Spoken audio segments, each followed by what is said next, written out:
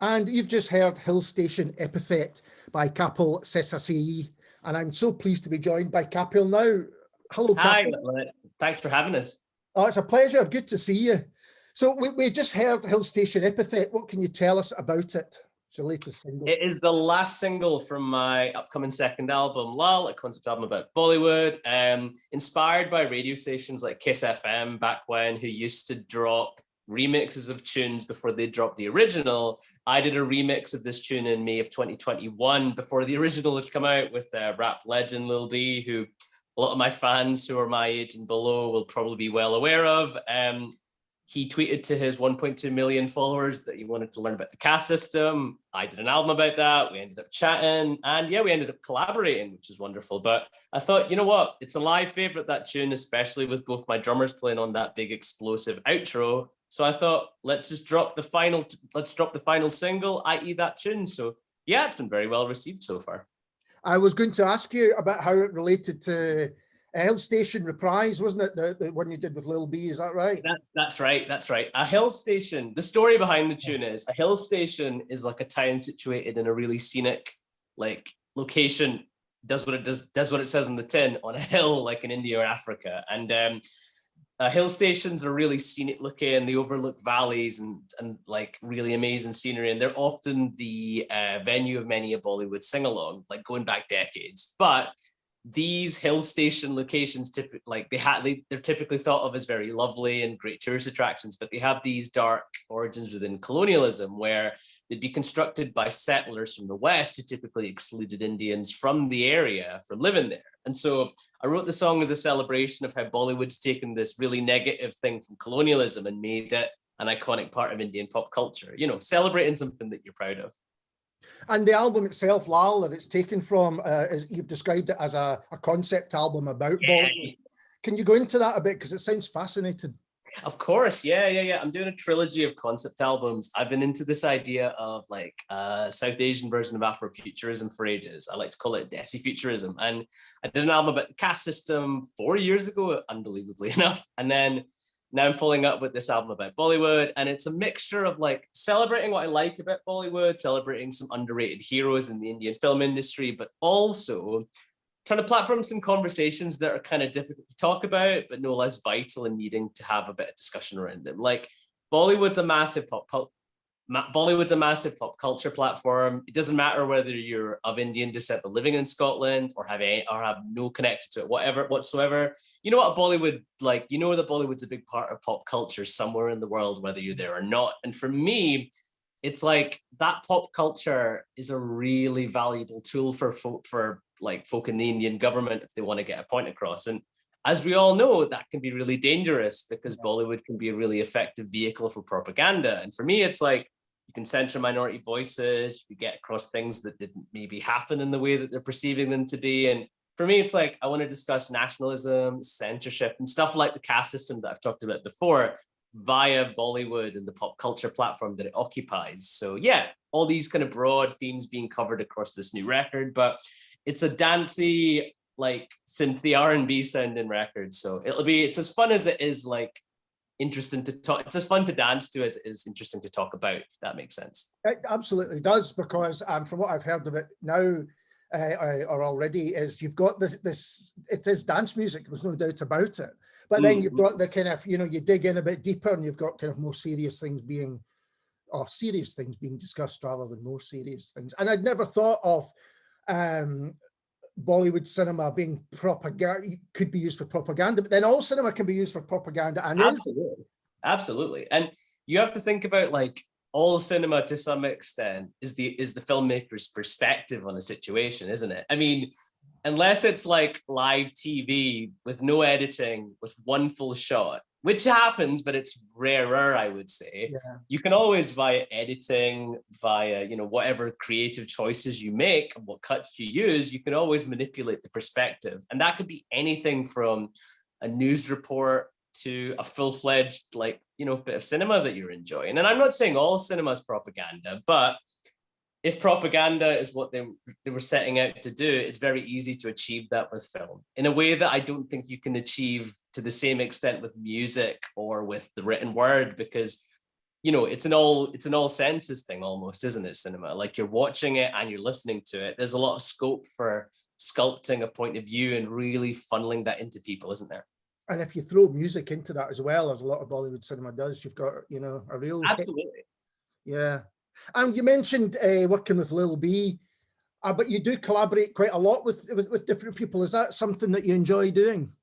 Absolutely. And it's been a really wonderful time the past couple of years, because no one had a nice time over the pandemic. I had a really challenging time, as I'm sure you and everybody else listening did. But I found it as an excuse to really think out with the box and try and figure out like how I'm going to move forward, not being allowed to go outside. And for me, I've been so lucky to be able to collaborate with folk like Lil B and like the musician Willie Campbell of the band Astrid on a project called the Dalmor Chorus. And I met him the day of our first gig, which was at Common Ground Festival last November. But we were commissioned to work on some music together. But his musical background couldn't be more different from mine. Us both being Scottish, and we both play the guitars as much as we have in common. But it's like you learn things from people in terms of songwriting habits, perspectives, and I found it immensely. I found it an immense like learning experience, just kind of speaking to people whose lived experience is nothing like mine. Like, you take it for granted that we're in the Central Belt right now. And while Glasgow can sometimes be forgotten about in favor of places like London, when you look at the UK as a whole, think about folk in the islands and how often they're remembered. I mean, the islands get tourism, like, for whiskey distilleries and the views you get out there. But when it comes to the arts, when it comes to like folk being taken seriously, it's a hell of a lot more difficult over there in the Isle of like Skye or Lewis to be recognized as an artist. I mean, if you think about even when Scottish artists get nominated for awards, be it the Mercury Music Prize or the Scottish Album of the Year, how often are the islands considered versus Glasgow, Edinburgh? Even somewhere like Aberdeen is a bit rarer in terms of who's being nominated. So it's incredible speaking to folk who come out from parts of the country I've barely visited and to learn about those places as well. So big fan of collaborating. I think that's really interesting as well, because it seems to me that a lot of those places now, they have their own thriving art scene that's almost self-contained. And then when you discover that, Aberdeen's a great example, then you go, wow, there's so much going on here.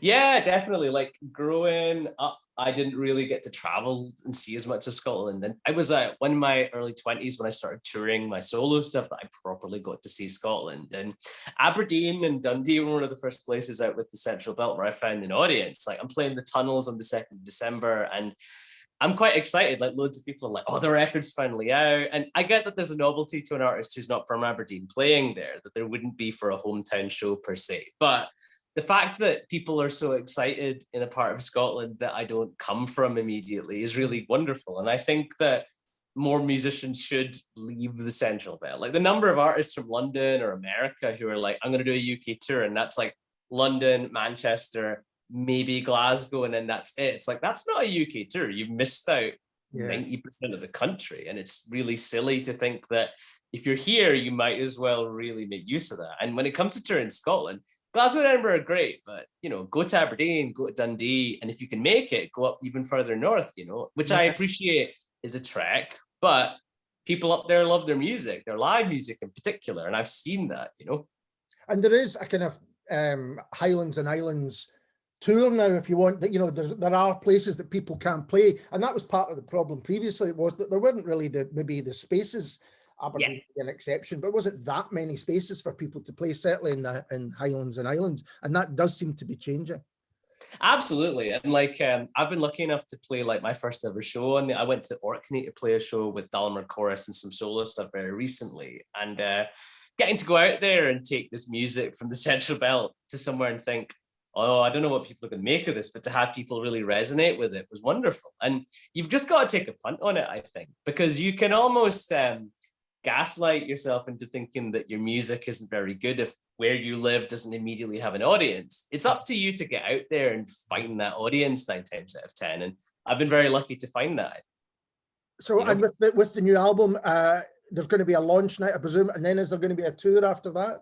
Yeah. So one of the main reasons I wanted to get this conversation going with you is that I'm aware of all the amazing stuff you do in Glasgow, and I want everyone to know that Lal, the album drops on the 18th of November, but there will be a launch show at Audio in Glasgow on the 23rd of November. And I've got the incredible Elizabeth Electra supporting. She does this incredible like gothy synth pop stuff. Sanjeev Mann, who a lot of people know as the guy behind Hip Hop Scotland, he'll be spinning discs on the night. His new night at Sleazy's have done amazingly well. And I'll be playing the new album start to finish with both my drummers and a bunch of other surprises. So tickets are on sale at Eventbrite. It'd be amazing to see everyone listening down. So 23rd of November at Audio. It'd be incredible to see everyone there. That sounds like it'll be a great night. And then are you going to take it elsewhere after that?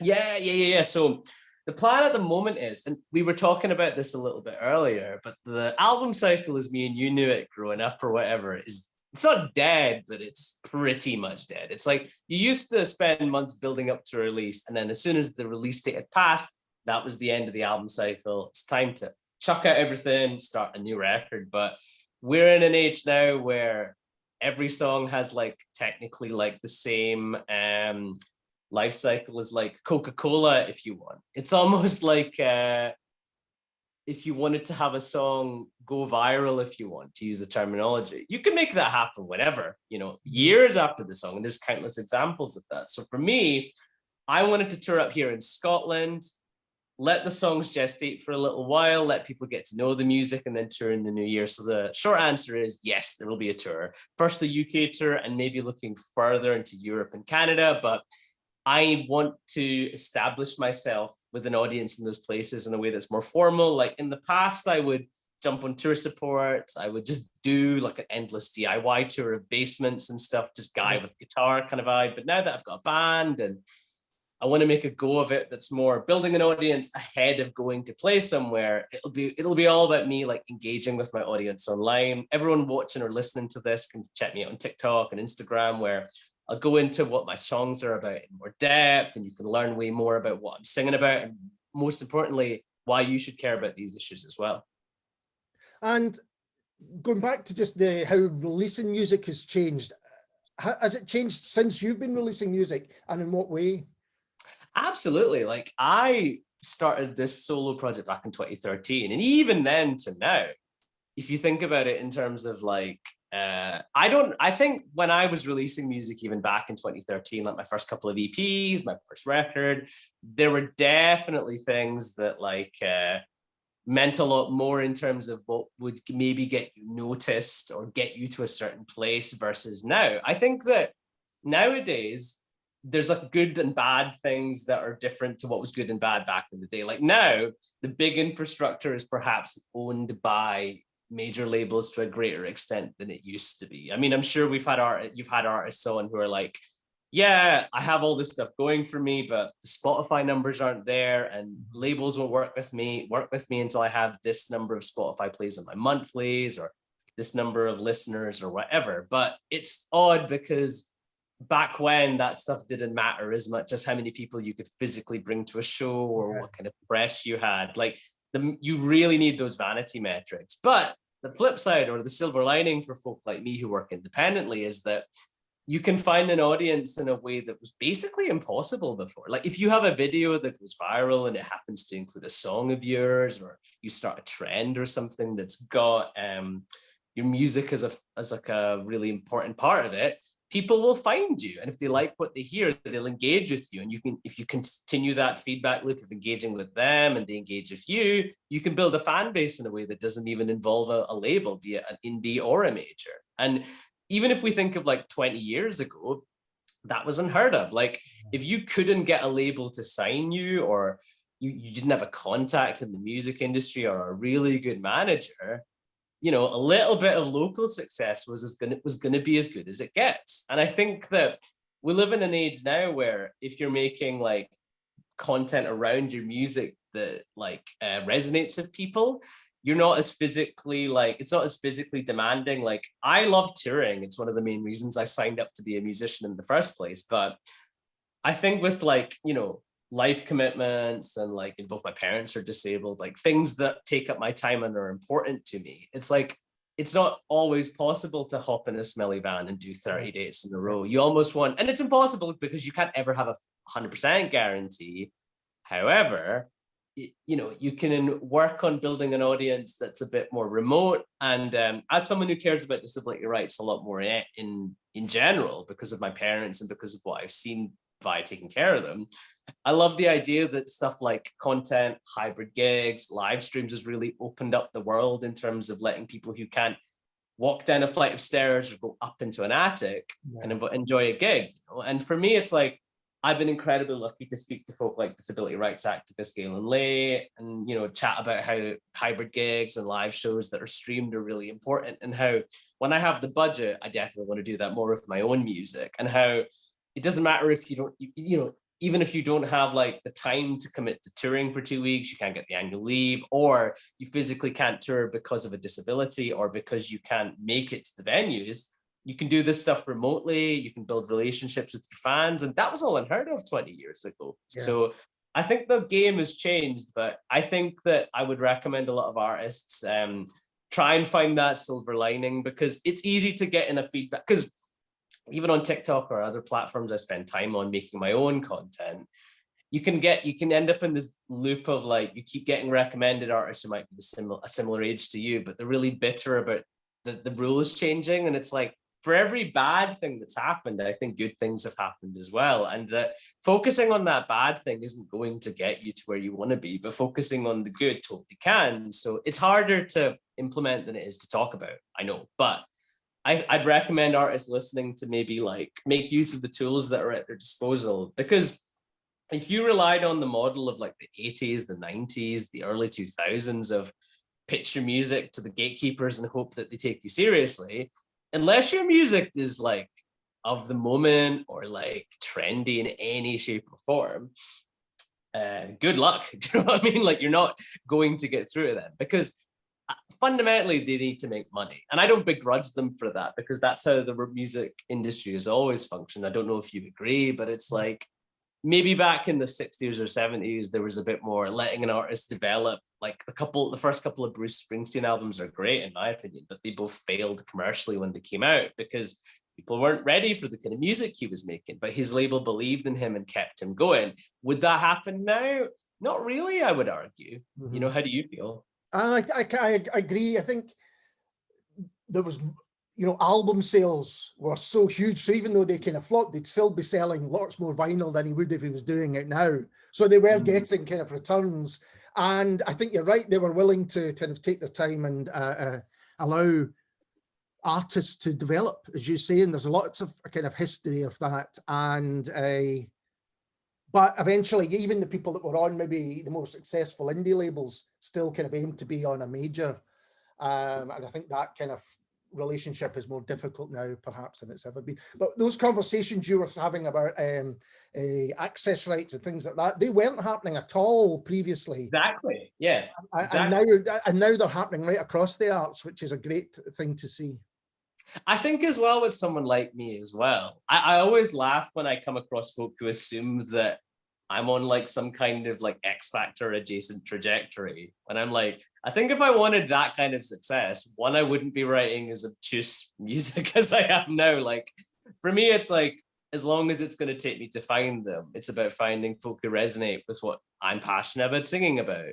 It would be easy enough to write, perhaps it would be more logical if I wanted greater success to write tunes about being dumped or going out, but it's like, it's not my calling to write tunes like that. It's not my calling to cover that kind of stuff in my music, which is off-putting to gatekeepers. I know that. But at the same time, my authenticity as an artist is more important to me than any of that stuff. So, not to be sour grapes about it, but it's all good. You know what I mean? And I hope artists who are true to themselves listening to this have the same view. You know what I mean? Because you can find an artist, as an artist, you can find an audience completely independently now. And all you need to do is like refine the channels by which you communicate with people, which initially I found quite exhausting. Like, I didn't enjoy content creation. I didn't enjoy putting on a character almost of myself if I was knackered from work, because you almost go, oh, can I not just be really good at music? And then I just pop up every now and again. Like, one of my heroes going back quite a bit, like one